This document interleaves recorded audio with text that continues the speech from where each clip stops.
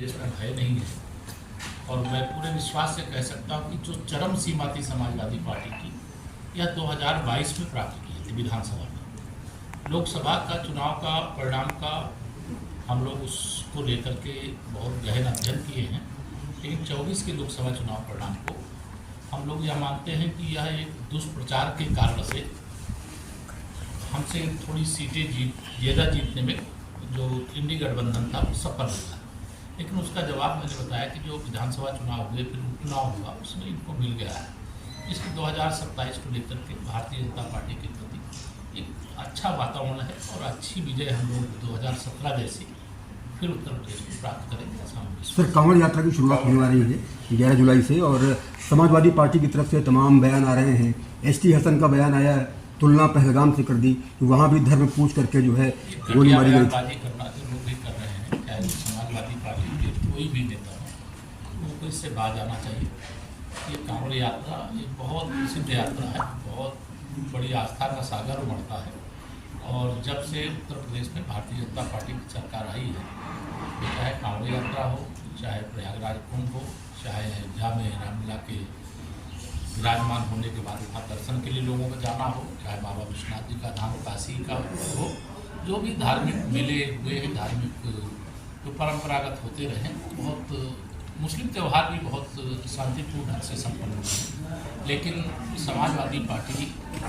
और उससे जुड़े हुए नेताओं के पास कोई मुद्दा नहीं, जो मुद्दा विहीन होते इस प्रकार की हरकत करते थे। उनकी हरकत का जवाब देने के लिए समाज तैयार है और समाज एकजुट रहेगा, यात्रा सकुशल होगी और यात्रा में कोई विघ्न बाधा डाले कानून अपना। सर, अखिलेश यादव कथावाचकों और सभी पार्टी के वरिष्ठ नेता आज एक दुखद घटना के क्रम में हम लोगों का आना हुआ था। हमारे प्रदेश के संगठन महामंत्री श्री धर्मपाल जी की जो माता जी का तो चूँकि मेरठ से होते हुए हम लोगों को आगे जाना था, तो आप सबसे भी भेंट हुई है और जैसा इस समय आप सब जानते हैं कि देश के अंदर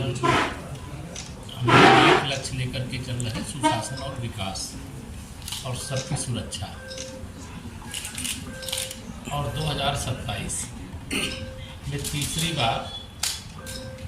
भाजपा सरकार, वह भी 2017 दोहराने के संकल्प के साथ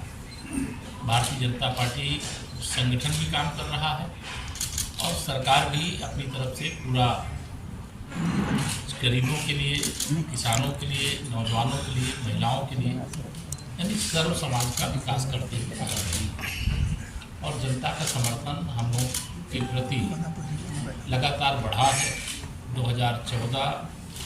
2017, 2019, 2022 ये 4 चुनाव लगातार हम लोग बहुत बड़े बड़े अंतर से जीते हैं। 2024 के लोकसभा चुनाव में जीत का अंतर थोड़ा घटा था और उस अंतर को घटने का कारण मैं यह मानता हूँ कि विपक्ष अर्थात कांग्रेस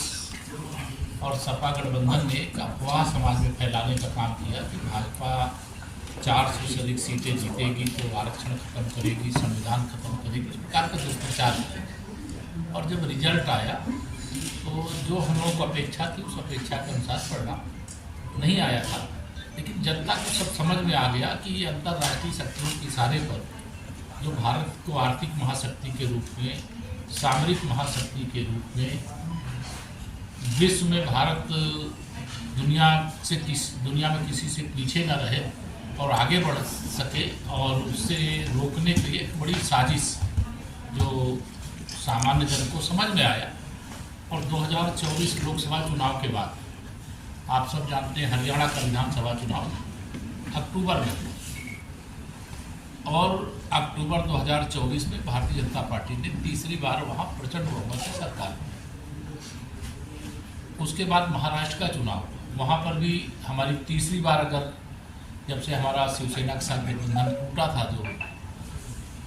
तीसरी बार हमारी सरकार बनी और प्रचंड बहुमत यानी महाराष्ट्र के इतिहास की सबसे बड़ी जीत। 2025 का प्रारंभ है, दिल्ली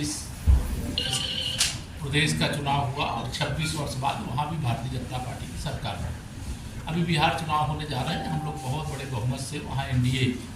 से नीतीश कुमार जी की अगुवाई जीतने जा रहा है। 2027 में हम बता चुके हैं कि हम 2017 उत्तर प्रदेश में दोहराएंगे और समाजवादी पार्टी का सुपड़ा जो बड़ी बड़ी